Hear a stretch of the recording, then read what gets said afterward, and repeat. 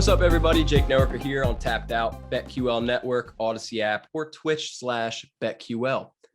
Today, have a very special guest with us, a 6-0 flyweight champion for King of the Cage, Mr. Charles Guthrie. What's going on, Charles? How you doing? Doing good, man. How about yourself? Pretty good, man. Happy to have you on. Definitely, you're my first champion I've had on as an interview. Oh, yeah. So thank you for taking that honor for me. Right on. So, yeah, I just kind of want to talk about you. Obviously, I want to talk about your amateur career. Like I said, you're 6-0. You have 3 finishes, 2 submissions, and a TKO. You're legit. You're the real deal. King of the Cage champion. We'll get into all that a little more in a little bit. Why don't you just start off by telling me a little bit about yourself? Who are you? What do you do? We know you fight, but you do something on the side for a career. Just let me know. Give us a little bit of Charles. Yeah, honestly, I just started a business this year with my wife. It's an inflatable bounce house business. It's going pretty good. And then I have like 3 French bulldogs. So I breed those kind of to make some extra money on the side. But, you know, my passion is MMA. So I try to make that my main job. You're a young hustler from what I understand. Yeah, for the most part. Good stuff, man. Good stuff. So, you got all this going on the side. You're a amateur flyweight champion in the other half of your life.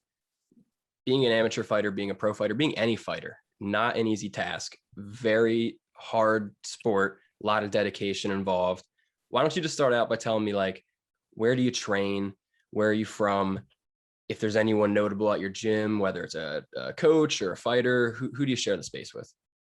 Well, honestly, I train in standalone. I do morning jiu-jitsu, and then I come back into Orville, my hometown, and I do night training at an MMA gym, Savage Den. And then I have Benito Lopez, really good friend of mine. He's normally in the gym helping coach me and stuff. And then I have Tyler Diamond, really good friend, and another person that helps coach me a lot. And I get kind of both the aspects of stand-up with Benito. He's an amazing striker. And then I get a lot. He's also good on the ground, don't get me wrong. But then I also have Tyler Diamond, who's a phenomenal wrestler that, you know, helps critique that area a little bit. And then I have my other coach, Aaron Hedricks. So, I mean, and then I have Jason Peets and Brandon Rossetti over there at Standalone. So I got a lot of guys helping me, so I'm really appreciative of that. It's a stacked house, and if there's casuals listening that don't know those names, you better learn them because they're all legit. Shouts out Benito Lopez setting this interview up. Really appreciate it, man. Yeah. So how long have you been training, and specifically there? I've been training there for like 6 years. I've done, you know, a lot of stuff as a kid. I did wrestling in high school. I went to state and wrestling in Oregon. I've wrestled in Oregon and California.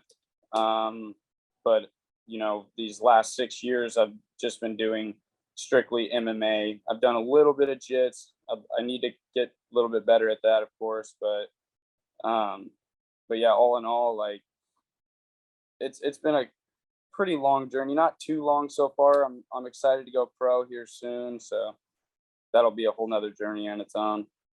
Yeah, and we'll talk about that in a little bit too, because, you know, coming off of a 5th round TKO victory for your first title defense in King of the Cage, what's next there? Are you going to defend the belt again at King of the Cage? You going to go for another belt? What are you thinking? So I have another fight lined up here in September 10th in Susanville, and I'll be fighting a pretty decent opponent, you know, and he's got a good record on him. So, you know, but I know I'm going to defeat him, and I'm going to move on and hopefully get that other strap and then go pro after that, you know. Awesome. So this is for another promotion. Which promotion is that for? It's for Pure Combat. Awesome. You go 7-0. You get the Pure Combat belt. You got 2 straps, undefeated as an amateur. You're going pro. How do you envision that going? I mean, if I stick with it and I stay devoted to it, you know, I imagine that, you know, it stays about the same as it is now. You know, I plan on staying undefeated and taking hard fights and winning them and getting some titles as a pro. And it's just all uphill. That's my plan. Do you have like a perfect dream career end goal? What does that look like? I mean, definitely getting that call from Dana, and making it to the UFC. That's the goal, Well, Dana always wants flyweights, so that seems very achievable. And you're a beast, so he likes beasts too. Heck maybe we get the 7th dub, you get the title, and Dana calls you already and says, "Hey kid, get on the Contender Series, kick someone's ass for me." Hell yeah, that would be amazing. That's what I'm hoping for.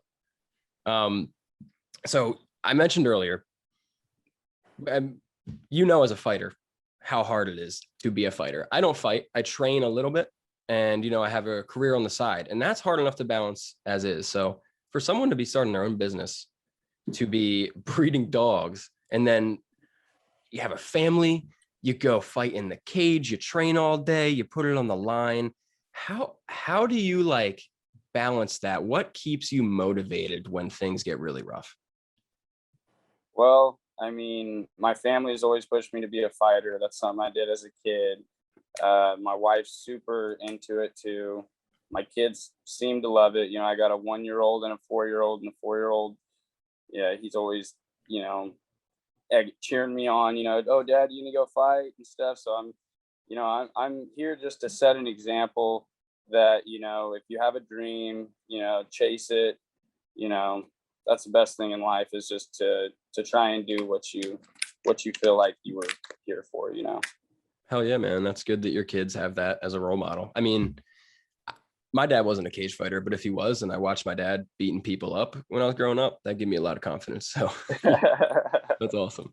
So let's talk about you as a person for a second, and step away from the fighting for a second. Like, what do you do outside of the cage other than your career? Like, what are your hobbies? What are your interests? How do you spend your pastime? I mean, I like to fish. I used to like to hunt. I haven't done a lot of that recently, but and then I spend a lot of time with the family. I got my brother, he's got 3 kids, so we just mainly just get together and just have like a big old fun hangout, do stuff out at the park and go swimming and that kind of stuff. But as far as hobbies go, I mean, MMA is my hobby, Yeah, that's an answer I get from a lot of fighters too. At training, fighting, that's my hobby. What do you like to fish for? I'm a big fisherman too. Bass. I seen a couple of your posts. It seemed like you caught a fatty the other day. Was that like a 5-pounder? Yeah, I got a little 5-pounder. It's a pretty nice day. Nice. Yeah. I'm a decent fisherman. My brother's really the good fisherman. There's nothing he can't catch. He'll stand in the middle of a group of people and catch 10 fish opposed to anybody's 1 or 2. But I try to, it's fun to me. I'm not the greatest at it, but it's fun to me. It's called fishing. It's not called catching. Right. Catching is just the bonus. That's what my dad told me, and it helps me when I don't catch a fish for weeks at a time. Right. So, Charles, where can people follow you? Where can people find you? Where can we follow your career and find your fights? On Facebook, my name's Charles Guthrie MMA, and on Instagram, it's the same, Charles Guthrie MMA. I don't really have a Twitter account at the time, but yeah, that's it. Charles Guthrie MMA. I'll put it below too on the graphic, but take my advice. You should hop on over to the MMA Twitter world. It's nonsense and it's a lot of fun, but that's just my 2 cents. Right. So Charles, for real, thank you so much, man. I'm really looking forward to your next fight. I'm looking forward to seeing 2 belts around your waist and having Uncle Dana give you that call. Thank you so much for coming out, and kick ass, man. Thanks, Jake. Appreciate you. Anytime, brother.